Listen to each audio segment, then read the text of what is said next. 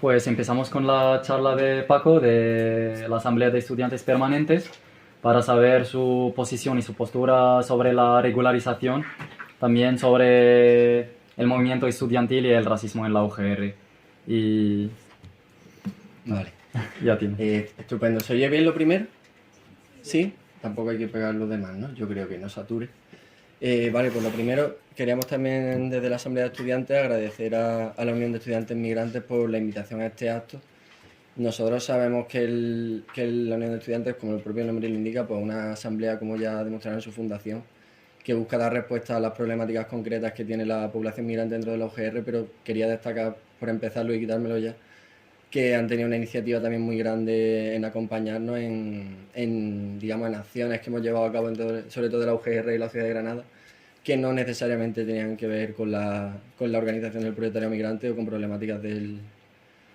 proletariado migrante en concreto, como por ejemplo puede ser la campaña que estamos llevando a cabo contra la nueva ley universitaria, que comentaremos más adelante, o la subida de comedores, que al final son cuestiones que afectan al conjunto del estudiantado y de la juventud en Granada, y donde otras asambleas que siempre llaman, digamos, a la unidad, otras organizaciones que llaman a trabajar juntos, nos hemos visto un poco más faltos de apoyo por su parte, que el estudiantado migrante organizado aquí en la ciudad de Granada son asociaciones con las que hemos podido contar, no solo para cuestiones propias suyas, sino para cuestiones en general. Entonces, que agradecemos el apoyo que nos han dado durante estas semanas en la campaña que estamos llevando a cabo. Y sí, ¿me lo pego más? Un poquito así, vale. Nosotros también, la verdad, pensaba que cuando nos tocara hablar habríamos, digamos, despachado un poco más toda la cuestión del racismo presente en la ciudad de Granada o en la Universidad de Granada, con expresiones un poco más específicas como el mural racista famoso por el que digamos fue contemporáneo al nacimiento de la UEM. Pero sí es verdad que no, o sea, nosotros queríamos centrar un poco más la charla, más que en reivindicaciones específicas sobre la regularización extraordinaria, de la que también hablaremos, o sobre dinámicas burocráticas, digamos, que afectan a la población migrante, cuál es digamos, la trascendencia política, o la trascendencia un poco más general que tiene ese racismo en la ciudad de Granada y bueno, en el trabajo que realizamos nosotros. Yo quería también hacer una pequeña introducción que creo que no va a dar tiempo, voy a intentar que sea breve, pero me parece muy, muy gráfica y muy ilustrativa de lo que supone la Universidad de Granada en la que estamos. Una de los puntos por el que me ha presentado Shadi, que ha sido el racismo en la UGR. Y vamos a empezar un poco hablando dando un poco un contexto histórico, ¿no? De cómo es el nacimiento de la Universidad de Granada. No por nada, no porque queramos darle una carga moral de que esta gente son súper racistas, son súper malos y se frotan las manos, sino porque creemos que al final el racismo que vemos diariamente y que sufren los compañeros es una consecuencia de cómo se ha forjado el nacionalismo español, de qué significa el nacionalcatolicismo, de una serie de cuestiones que son las que acaban provocando, aparte de los intereses económicos, que acaban provocando ese racismo. Entonces, no me extiendo mucho. La UGR es una universidad que se funda, de hecho, agradezco que con la bandera no hayan tapado el número porque es un número fundamental, ese que está arriba de 1531. Es una universidad que, bueno, si la buscamos en Google, aparece que fue fundada en el año 1531 y me quiero centrar en otra frase que aparece, que es la segunda universidad más antigua de Andalucía. Si atendemos a lo que nos cuenta un poco Internet por encima y la bibliografía, digamos, clásica, lo que se estudia en la UGR, lo que se estudia en los institutos, la primera universidad de Andalucía se funda en Sevilla en el año 1505 y la segunda en Granada en el año 1531. Claro, ¿cuál es el problema de esta frase? Entiendo yo, la primera vez que la leí, que primero yo creo que habría que definir un poco qué es eso de Andalucía, porque claro, si atendemos a la definición formal, Andalucía como entidad económica, como entidad administrativa, aparece como entidad propia separada de España en prácticamente la Constitución, en el Estatuto de Autonomía en el año 1980. Entonces, claro, si ya había 4 universidades en esa Andalucía que se crea, que tienen 500 años más que lo que propiamente es Andalucía, como entidad política, ¿qué significa que es la primera universidad de Andalucía? Bueno, pues nos vamos a la segunda definición y decimos, no hombre, no te pongas tan pesado. Es simplemente que es la primera universidad que se funda en lo que actualmente es el territorio de Andalucía, cosa que también es mentira. La primera universidad que se funda en lo que actualmente es Andalucía es la Madraza, en el año 1340, aquí en la ciudad de Granada. Pero eso no es una universidad, eso es una cosa que hacía esta gente que había aquí antes de nosotros, eso eran escuelas islámicas, era una serie de cuestiones y siempre aparecen en la literatura, digamos, algo que uno puede consultar, perdón, como la primera universidad de Al-Ándalus. Entonces, Al-Ándalus es una cosa y Andalucía es otra cosa. ¿Por qué? Porque toda la construcción de la identidad nacional de España es algo que aparece en el momento de la conquista castellana. Es decir, a partir del 2 de enero de 1492 nace España, nace Andalucía, nace Murcia, nacemos nosotros. Todo lo que había antes era una suerte de sociedades bárbaras que tuvieron que ser reconquistadas y tuvieron que ser reapropiadas por nuestra identidad nacional. Y por lo tanto, todo lo que existía antes de esa conquista castellana, pues no existe, se invisibiliza, y todo lo que aparece nuevo ya forma parte de manera completamente homogénea, sin que hayan pasado 500 años de lo que ahora somos nosotros. Y esto, ¿por qué lo contamos? Bueno, un datito más. En 1499, tras 7 años después de la Reconquista, el cardenal Cisneros, que actualmente tiene un colegio mayor allí al lado de la Maeva, allí en el Neptuno, manda quemar el edificio de la madraza. Bueno, el edificio no, manda quemar todos los libros que había dentro y la biblioteca. Yo la última vez que lo miré creo que había 5 o 6 casos documentados en la historia de quemas de bibliotecas y ninguna tan tocha como la que se hizo aquí en Birremla, vaya, 5 minutos de aquí, donde se calcula que se quemaron entre 5 y 10 veces más libros que en la famosa quema de libros de Berlín, a manos de Adolf Hitler. Pero bueno, aquí somos católicos, no somos tan bárbaros como ellos. Bueno, y un señor, en fin, que sigue teniendo un prestigio, digamos, intelectual y cultural tremendo en la Universidad de Granada, aparte de Carlos V, y también por acabar con esto, Carlos V, que todos se pone como ejemplo de que es el fundador de la Universidad de Granada, la manda a fundar en el año 1526, y claro, decimos, y si en el año 1526, este año haríamos el 500 aniversario, podemos celebrarlo todos con el 500 centenario, ¿por qué aparece la fundación en 1531? Porque hasta 5 años después no se emite la bula papal, es decir, hasta que un papa no diga que esto es una universidad, aquí no se está haciendo nada, pero suponemos que, bueno, que el integrismo religioso y los problemas que puede traer la religión a la sociedad son cosas de las sociedades árabes, pero no de las nuestras. Entonces, ¿por qué hacemos tanto hincapié en el nacionalcatolicismo? Porque incluso si hablamos de unión, o sea, si hablamos de estudiantes migrantes, si hablamos de migración en el Estado español, es evidente cómo se hace, cómo digamos, la imagen que se hace de quién es el extraño, de quién es el extranjero,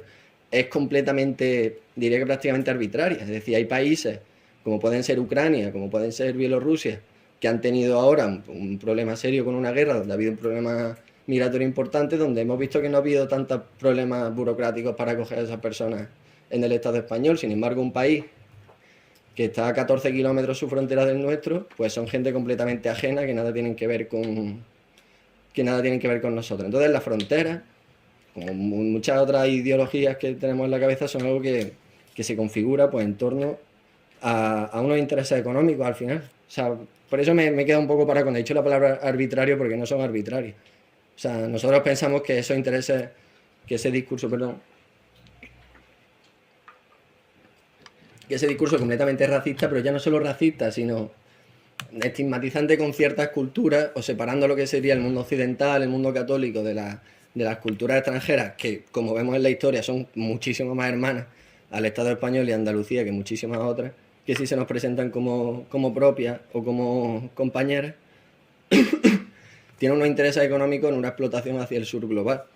Básicamente, quiero decir, toda esta conformación que se hace en el nacionalcatolicismo es algo que en la España democrática nos ayuda a mantener esos flujos migratorios en un país que somos frontera de Europa, donde se nos exige mantener lo que Borrell llamaría el jardín europeo, a costa básicamente de fuego y sangre contra los países del sur, pero que en ciertos momentos concretos, como puede ser esta regularización,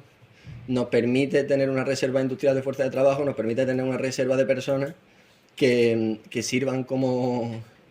mano de obra en el momento en el que el Estado español o nuestros Estados hermanos lo necesiten. Y siempre esos puestos de trabajo, tampoco hace falta decirlo, a las personas que vienen del sur global a trabajar para cubrir las necesidades del trabajo más precario. Por ejemplo, por poner un dato, el 80% de las mujeres que vienen de Sudamérica, que viven en el Estado español y que se encuentran en situación de ocupación, es decir, que están ocupadas en algún puesto, están en puestos de los que se consideran los más precarios, como la limpieza, como el mantenimiento, como el cuidado. Son precarizados no porque sean, digamos, obviamente, ni indignos, sino porque tienen peores condiciones, porque cobran menos y porque, por ejemplo, no se les tiene en cuenta ahora que estamos en una universidad no se les tiene en cuenta cuáles son los méritos académicos que han adquirido en esos países del sur global. Es decir, hay personas de Perú, de Colombia, de muchísimos países de Sudamérica o de África que son enfermeros, que son matemáticos, que tienen su formación profesional y que no se les reconoce aquí, porque aquí no se les necesitan esos puestos, se les necesitan en puestos mucho más precarizados. Y ahí es donde, por ejemplo, también queríamos mencionar que entra un discurso tremendamente peligroso que ha entrado con la regularización, con la ultraderecha y, en fin, con los discursos fascistas, cuando siempre nos vienen a vender, digamos, que esa es una separación que nos va a afectar a nosotros como clase obrera, ¿no? Es decir, el hecho de que vengan personas que están dispuestas a aceptar peores condiciones de trabajo va a empeorar nuestras condiciones. Nuestra experiencia concreta, y ahora sí hablo desde la EP, por ejemplo, como con las camareras de piso aquí en Granada, que es un sector bastante racializado, es que esto es mentira. Quiero decir, en el momento en el que tanto clase obrera local como clase obrera migrante se unen para tratar de mejorar o de pelear mediante la movilización y la huelga sus condiciones de trabajo, es cuando han conseguido unas mejoras sustanciales de esas condiciones de trabajo. Parte de esta regularización también se ha mencionado mucho por ciertos círculos mediáticos, por dejarlo ahí, que va a provocar una saturación de los medios, de los servicios públicos, ¿no? La sanidad, la educación, que como el hecho de que vengan migrantes es lo que está provocando en la juventud y en la gente que veamos unas peores condiciones, como estamos viendo nosotros ahora en los comedores universitarios, en la educación, en la sanidad. Bueno, pues la realidad es que los datos lo que dicen es justo lo contrario, que el gasto público, lo que el Estado decide gastar en Andalucía a servicios públicos ha bajado, creo que era un 20% en los últimos 5 años, del 60 al 50% de gastos, 20.000 millones de euros menos, porque lo que tenemos son gobiernos que buscan privatizar. Igual es la mejor manera de privatizar, de llevárselo muerto, de poder saquear los recursos públicos sin que la gente se queje, pues el recurso que han tenido siempre, que es echarle la culpa a que está un poco más precarizado y un poco peor que tú, cuando todos sabemos que ese discurso, aunque en la teoría pueda parecer fácil, luego son discursos que funcionan tremendamente bien. Entonces nosotros simplemente queremos destacar que esa visión, digamos, del racismo como digamos, una forma de poco raciocinio, ¿no? Del miedo natural que uno tiene al diferente y a lo ajeno y cómo hay que tratar de combatir desde la educación y demás, es una cosa que no se sostiene porque tanto a nivel económico como a nivel educativo, como a nivel social, como a nivel mediático, ellos nos venden quién es el otro, quién es el ajeno y quiénes son los diferentes a los nuestros. Y se ha visto en la historia a través del cine, de la cultura, de la educación, cómo nos pueden meter a bombo y platillo que gente que viva a 10.000 kilómetros de nosotros, como puede ser Ucrania, como puede ser Rusia, como puede ser Estados Unidos, son sociedades o son culturas occidentales, son culturas que están mucho más cercanas a la nuestra, como países que se encuentran a 15 kilómetros de nuestra frontera y con la que compartimos religión durante 800 años aquí en España. También enlazar, bueno, lo que decíamos antes, con como que el racismo no es simplemente el odio o el miedo al diferente, sino como que está plagado, por ejemplo, de una islamofobia galopante, donde, en fin, todos los países islámicos, sin querer, obviamente, tratan de idealizar culturas o religiones que en algunos momentos pues han podido también, digamos, pecar de cuestiones machistas, como puede ser, por supuesto, también el cristianismo, pero sí nos parecía interesante declarar como esa islamofobia al final, el Islam como una religión, lo que trata es separar países, separar culturas, pero separar culturas con un interés económico, otra vez me repito, perdón, pero separar culturas de manera que la producción, que las necesidades de producción de la burguesía estén al servicio de lo que necesita la gente por su propia necesidad. Es decir, si yo necesito, porque mi país está en guerra, porque tengo que huir de él, pues trabajar en unas condiciones más precarias siempre va a ser más fácil tener unos países que se encuentren en esa situación, perdón por decirlo, de mierda, de la que poder traer fuerza de trabajo para poder cumplir con nuestras, con sus necesidades económicas y con la burguesía nacional. Una cosa que, por cierto, también hacen con nosotros mismos, quiero decir, uno de los problemas también de la gentrificación y del turismo, y con esto ya tampoco me enrollo mucho más, es como, por ejemplo, veíamos a la ministra de Vivienda aquí en España, ¿no? Cuando decía eso de que si echamos a los malagueños de Málaga, ¿quién va a trabajar para los turistas, ¿no? Pues también tenemos ese discurso de si echamos a los inmigrantes o a los migrantes de España, pues quién va a trabajar en los sectores que todos pensamos que la población local no quiere trabajar. Es siempre, tanto desde la derecha como desde la izquierda institucional, ese mensaje utilitarista de la migración como forma de rellenar digamos, los puestos de trabajo que necesitemos y no como una manera de buscar un derecho a las personas, de moverse por donde consideren oportuno, de huir de la guerra y de ser acogidas por lo que necesiten. Yo por mencionar también una cuestión de la exposición de Nieves que mencionaba, bueno, y ya con esto acabo, es como nos da cierta sensación al final, ¿no? De un poco casi de mareo, ¿no? Como de escuchar, yo sin tener ni idea de cuáles son, digamos, los requisitos burocráticos para tener esta serie de derechos, como parecen más que requisitos trabas, ¿no? Y cómo se utiliza al final está el propio Estado y a la burocracia como forma de controlar la vida de las personas y de controlar esos flujos migratorios en función de cuáles sean los intereses económicos. Y como vosotros estaréis hartas seguro de ver que en los momentos en los que se interesa más mano de obra, tanto esos papeles a lo mejor no son tan importantes, cómo se debilitan o cómo se endurecen en función de cuáles sean las necesidades económicas del Estado español. Entonces que nosotros creemos que por supuesto que todas las personas que puedan hacerlo de manera legal y que puedan hacerlo, digamos, por las vías administrativas, les va a ahorrar muchísimos problemas y celebramos que se pueda hacer y que esa regularización haga que puedan venir más personas, pero que no hay que olvidar que esa regularización es por solo un año, que es por unas necesidades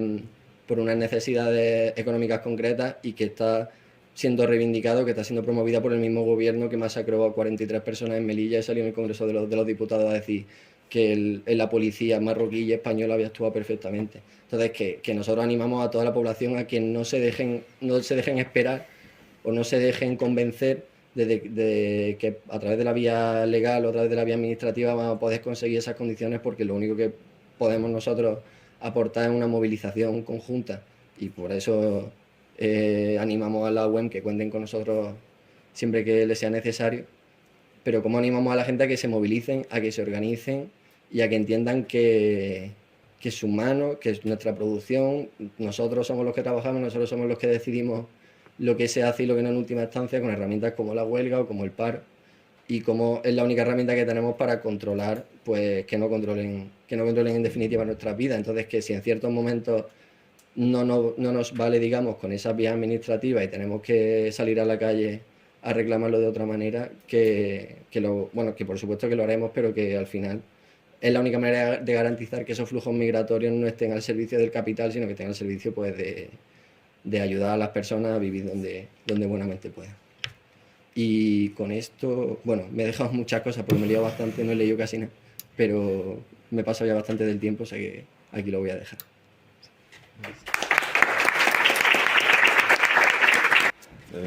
Buenas, soy Manu, estudiante de posgrado, parte de la Unión de Estudiantes Migrantes. Me toca dar la parte desde la mirada nuestra. Primero que todo, saludar ahí el esfuerzo de Granada Acoge y también la coordinación que hay para clarificar esta otra burocracia más que hay respecto a la regularización que todos buscamos, que todos los migrantes y todas las migrantes buscamos cada cierto tiempo. Es cansado, ¿no? O sea, como bien expresa el compañero, es algo más. Saludamos el esfuerzo que hay para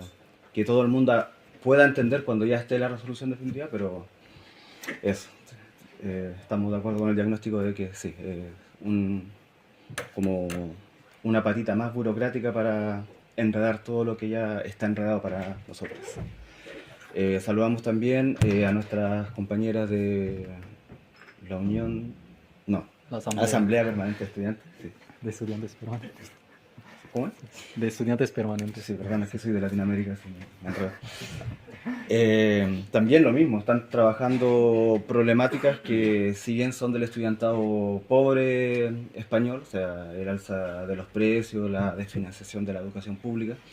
obviamente a nosotros nos afecta más, nuestro dinero vale menos acá, entonces efectivamente todo lo que le afecta al estudiante trabajador, proletario, nos afecta a nosotros y nos afecta de una manera un poco más grave en muchos casos. Respecto al antirracismo desde nuestra mirada, lo primero, para nosotros, y no solamente para nosotros, ya está estudiado, la educación y sobre todo la educación universitaria es parte de la superestructura ideológica, entonces tiene que ver con la matriz de desarrollo del país, y la matriz de desarrollo del país, en este caso el Reino de España, es extractivista y colonial, entonces no podemos esperar, y racista, ¿no? Entonces no podemos esperar que una universidad que reproduce y legitima esa matriz económica sea distinta con el estudiantado migrante. No nos sorprende. Sin embargo, como la tenemos que soportar, estamos decididos y decididas a luchar contra ella. No podemos ignorar que si bien este es un derecho humano consagrado a nivel internacional, tenemos que hacerlo juntos con nuestras compañeras y compañeros nativos, aunque sea un derecho constitucional que se viola. O sea, no, para nosotros la Constitución no es como la panacea en cuanto a derechos, pero comunicarle al estudiante que no es migrante que nosotros estamos por debajo de los pocos derechos que ustedes tienen. Entonces, por eso es la necesidad de nuestra organización. Por eso decidimos organizarnos como una organización independiente para atender a estas necesidades que están por debajo así de la gráfica que ustedes ya tienen, que están así como en 0,1, nosotros estamos en menos 0, menos 10 en algunos casos. Entonces queremos nivelar la cancha en ese sentido y empezar a apuntar a nuestras propias reivindicaciones, pero como dije anteriormente, sin dejar de lado las reivindicaciones generales que también nos incumben. Bueno, aquí ya está explícita en la Constitución española que no se está cumpliendo en muchos casos. Incluso han habido algunas resoluciones judiciales que ustedes anteriormente, cuando eran Andalucía Acoge, trabajaron en términos legales sobre eso y pudieron devolverle en términos legales el derecho a becas a estudiantes que, por una interpretación de la ley de extranjería y por otro lado un cruce con la ley de educación, se genera un vacío donde distintas universidades acá, especialmente la UGR, se entrampan intencionalmente a nuestro juicio para no entregar ciertos derechos que como estudiantes merecemos y constitucionalmente debiésemos tener, ¿no? Entonces, bueno, también saludamos ese esfuerzo anterior, pero solamente se garantiza el derecho universal en términos abstractos, pero en términos prácticos para el estudiantado migrante sigue habiendo discriminación por nuestro origen. Bueno, también algo que queremos explicitar tiene que ver con la diferencia entre estudiantes extranjeros ricos y estudiantes migrantes pobres. O sea, la Universidad de Granada en estos momentos está preparada para recibir a estudiantes extranjeros ricos. Entonces, no hay ninguna oficina donde nos expliquen cómo llegar a extranjería, o sea, todas estas cosas que explicó hace un rato Nieves. Nosotros no tenemos ninguna institución, ninguna organización que nos acoge, ninguna organización estudiantil, ninguna institución dentro de la universidad o departamento que nos ayude a poder mitigar este estrés permanente que, junto con las discriminaciones anteriores, se suma al estudiantado migrante. O sea, estudiamos bajo un estrés permanente, de tener que renovar la visa, de tener que tener la estancia, de poder alquilar un piso que por lo regular no nos acepta, de tener 7.000 euros para justificar nuestra estancia, cosa que muchas de nuestras compañeras y compañeros tienen que recurrir a usureros, o sea, a lo más bajo de lo bajo, donde les cobran un interés del 20% en muchos casos. Y conocemos varias de nuestros compañeros que tienen que recurrir a eso, y otros a mentir, a falsificar, a pedir prestado, es como... Y justo en el mes de exámenes, ¿no? O sea, tenemos que solucionar todo eso en tiempos de examen. Entonces, también para que el estudiantado nativo tenga claro que por lo regular estamos buscando alquiler mientras hacemos el examen, estamos renovando la visa mientras hacemos el examen, y los profesores en muchos casos no entienden, muchos sí son conscientes, pero muchos no entienden que tenemos problemáticas, tenemos que alimentarnos. O sea, se hacen excursiones donde la UGR pone el autobús, los estudiantes nativos pueden ir a comer en un restaurante y el resto del estudiantado, y nos tocó verlo varias veces y lo viví en carne propia, todo el estudiantado migrante afuera comiendo con sus tuppers porque no tenemos para nosotros 10 euros, 12 euros que cuesta como un almuerzo en un restaurante, para nosotros es comer toda la semana, ¿no? Entonces esas cosas no están contempladas ni visualizadas y de repente no conversadas, incluso entre compas que son luchadores, luchadoras, simplemente porque no lo viven, no es una mala intención, simplemente no lo ven porque no lo han vivido. Bueno, y la postulación a becas, o sea, muchas de las becas de la UGR lo estuvimos revisando, eh, no se pueden postular porque no tenemos regularización, sobre todo en el caso de posgrado principalmente. Hay algunas que sí, pero la mayoría no. Entonces,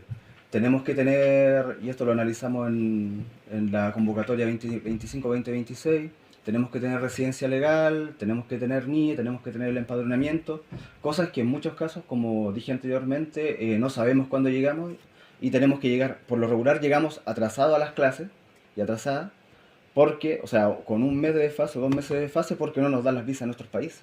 Y tenemos que tomar ese resquicio que hay, que es la evaluación única final, que nos genera un estrés gigante porque no podemos hacer las evaluaciones, tiene un nombre específico, la evaluación continua, que tiende a ser mucho más fácil que esta evaluación única final. Entonces eso tampoco se toma en cuenta a nuestros compañeros. En muchos casos es o porque el problema de donde venimos tiene algún problema, o por problemas de salud, o por problemas económicos. Y eso cuando llegamos son implacables los profesores, te evalúan como cualquier otro, como si faltaste porque no quisiste llegar. Y tampoco toman en cuenta a quienes trabajan. Y eso tanto para nosotros como para estudiantes nativos. Sí. Respecto al racismo institucional que hemos visto, sí, nosotros no nacimos por lo del cuadro, pero sí no estábamos en proceso de constitución cuando aparece el cuadro. Nuestras compañeras hacen la denuncia,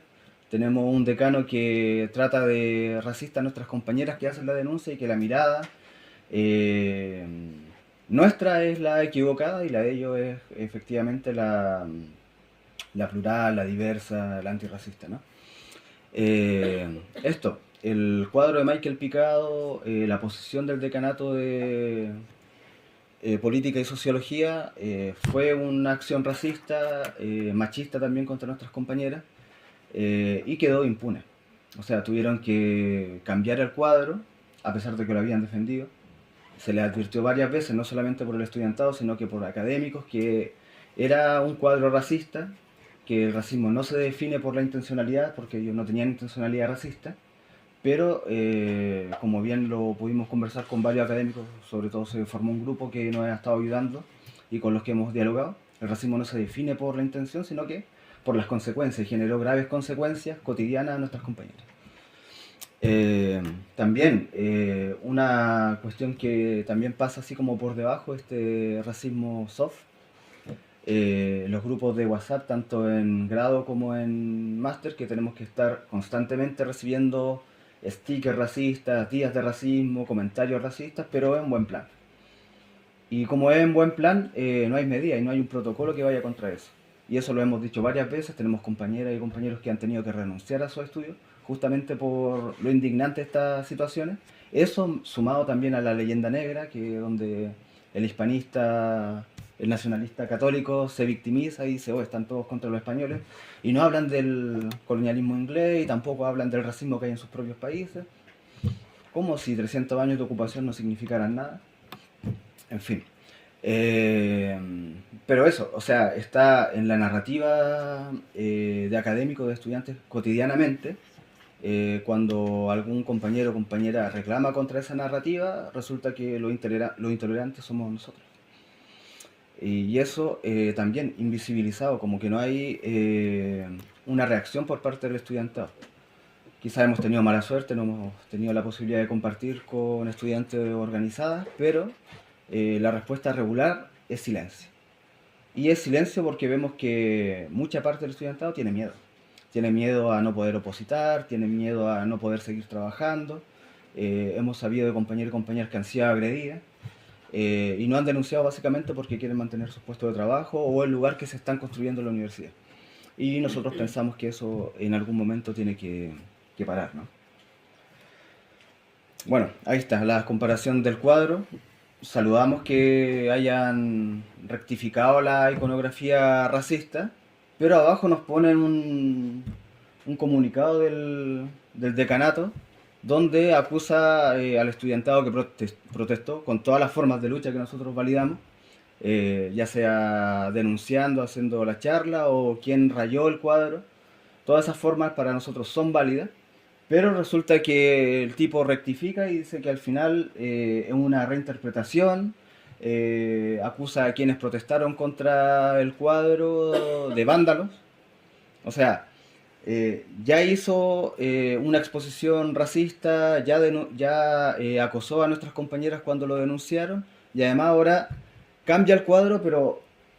si no pone esa placa a lo mejor incluso podría pasar desapercibido, pero no. O sea, se dio el trabajo de criminalizar la protesta estudiantil que generó ese cambio, tratando de revertir y victimizarse, por supuesto, como lo hemos dicho también con la leyenda negra o con otras situaciones donde se supone, o sea, donde el victimario se transforma en víctima, ¿no? Eso, y eso fue producto, bueno, no solamente de la movilización nuestra, sino que como dijimos, de las charlas que se hicieron, de las protestas también de otros compañeros y compañeras,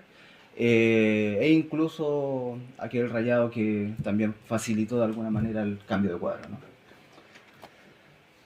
En cuanto a la lucha estudiantil migrante es mucho más, pero parte de como lo urgente pensamos que primero es reafirmar nuestra identidad como migrantes, sentirnos orgullosos de quiénes somos, de dónde provenimos y decirlo con fuerza, ya no callarnos, como le pasó a un compañero que en algún momento siempre doy el mismo ejemplo, ¿no? Pero en las primeras charlas que dimos, un compañero como muy agobiado nos dijo que durante 5 meses le estuvieron diciendo Panchito pensando que era una forma cariñosa de saludarlo, ¿no? Y con mucha pena nos planteó que efectivamente se dio cuenta que era un insulto y durante 5 meses sus compañeros de grado lo estuvieron insultando.